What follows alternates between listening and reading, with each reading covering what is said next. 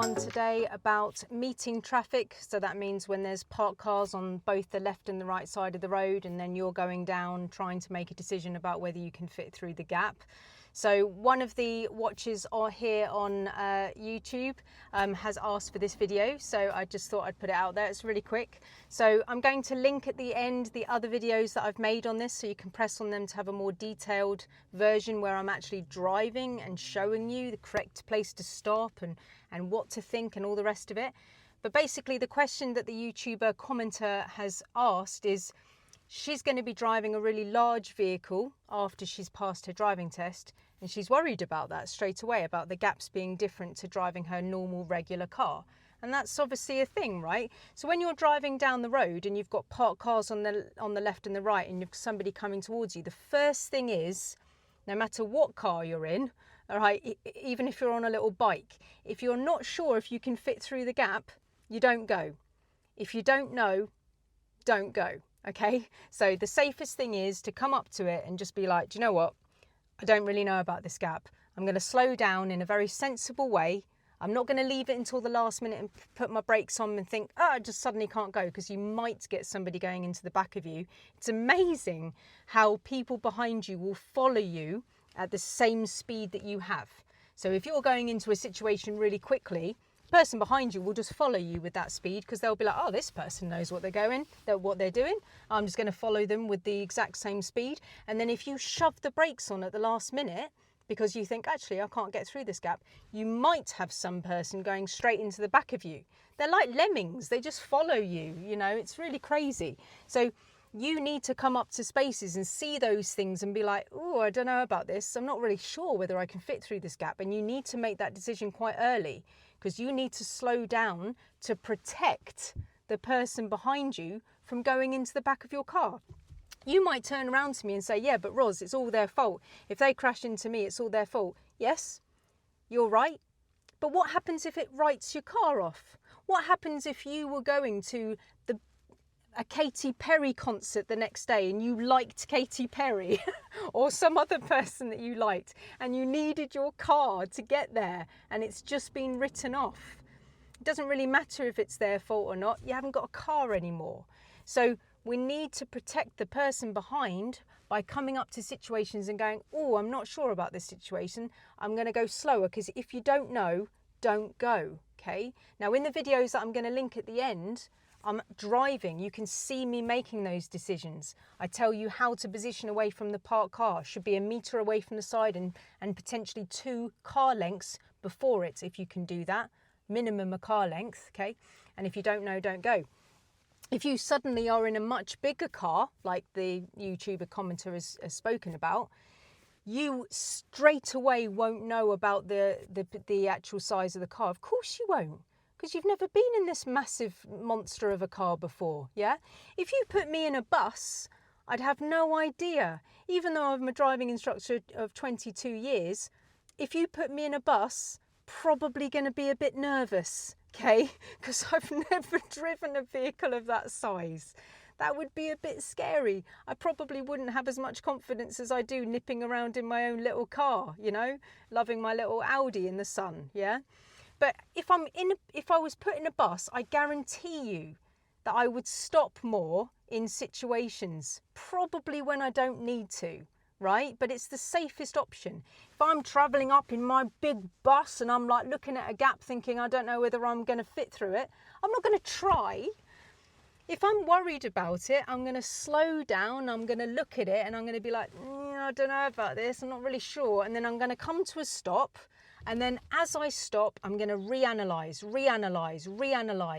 I mustn't give up reanalyzing at this stage. Sometimes when I teach students, we'll stop correctly because we couldn't fit through the gap.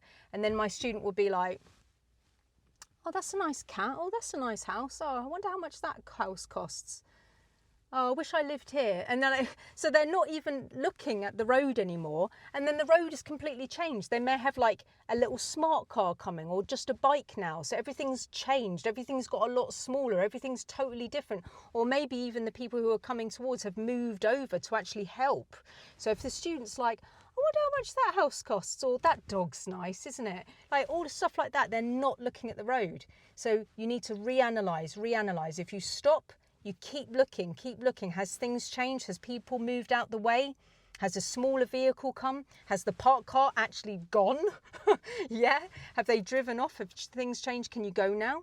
Now, even if things don't change and it is just staying completely the same, reanalyzing is still a good idea, especially if you've been put in a bigger car all of a sudden, because then you can be like, I can totally go here. I can go. It's fine. I'm in first gear now. If you're traveling in a geared car, I'm in first gear. I can make the car go really, really slow. I can check all my mirrors and then I can gently go. Yeah. So it would be a safe thing to go anyway. And then if you do need to be closer to the parked cars and you need to be closer than a meter, then you're slow enough to be able to do that. People fail for going past parked cars at speed closer than a meter. You'll fail for that. You'll fail for that straight away. But if you're going past a parked car very slowly and closer than half a meter, that's okay. Think about all those times that you've seen people get out of horrible situations, like tiny, tiny little situations. Of course you need to be closer than a meter. There are times that you need to be closer to a car than a meter, but you have to be going slow enough for that. So if the door opens, you can stop in time. That you're not going to smash off the person's mirror, yeah? Or whatever, yeah? So it's really, really important, okay, to come into these situations and just be like, if you don't know, don't go. And then slow down, pause, reanalyze. Oh, I can go. Clearly I can go. It's fine. And then move off just like it would be if I was in a bus. It wouldn't take very long. If you were driving the bus every single day, it's not going to take you very long. Less than a week to like absolutely nail it, yeah? If you were driving it every day, it'd take you less than a week to figure it all out. You know, it depends on how much you're driving it, you know? Maybe if you were driving it all the time, maybe 3 days you'd get it, yeah? And you're just like, yeah, I can fit through that because I know from my previous experience. If I'm teaching a student who's not very confident at positioning in small gaps, I'm going to be taking them to a very narrow, tiny, disgusting roads, ridiculously small. Yeah, my students, if they're watching this, they'll know that I do that. We go to some nasty places. And then afterwards, when you go back into the normal places, everything feels like a holiday. You're like, oh yeah, I remember really struggling with this, but now it's easy because I've been like in hell somewhere else with Ross. Sometimes if some of my students aren't very good at hill starts, I'll take them to the nastiest hill. I'll take them to Gamble's Lane in Cheltenham, which is like that. Yeah, everything after that feels like you're on holiday with a pina colada. Nothing is worse than Gamble's Lane. We're talking of that. The little students like here sweating, like, you know. I mean, I only do that if it's really necessary. But one of my students was really worried about going down a hill. I took them to Gamble's Lane and I said to her, look, this is going to be a challenging lesson. I'm not going to lie to you. I'm about to take you to the biggest hill ever, because she was constantly talking about how worried about these hills she was. We went to Gamble's Lane and I said to her, this isn't going to be very nice, but I'm here and I'm going to look after you, don't worry, but we're going to get through this together. And we went down these hills and she hated every moment of it, yeah? But we did it together, carefully, with respect and kindness and care, and we got through it. And I'm telling you, never heard her complain about a hill ever again. Never. Because we were in hell together. And then when we went back to the other hills, it's just like, oh, this is a walk in the park. Where's my blindfold? I'll take my blindfold off, Roz, it's getting in the way. Yeah, it's just that easy. Yeah. Sometimes you have to challenge yourself. Sometimes safely go somewhere with your instructor and do something monstrously hard. Yeah.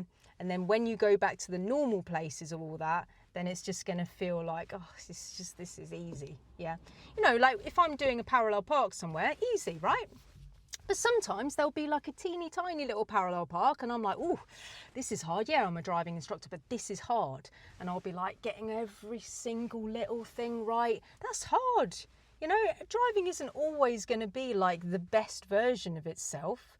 So if you can do it in the hardest place, then everything else becomes easy. Go and learn the bay park in the hardest place. And then when you get the easy one, it's easy. You don't want to go and learn in the easiest place and then, you know, then get challenged on your driving test with the hardest place. Do you know what I mean? Anyway, I've gone off topic. But anyway, the links, the videos that are going to come up on the screen in a minute, or maybe if they're on the screen now, I haven't quite got the timing of that right now, but the ones that are on the screen now are me moving, driving, showing you how to do meeting traffic. All right, guys, and I'll put links down in the description box as well. Hope this helps you today, and I'll see you on the next one.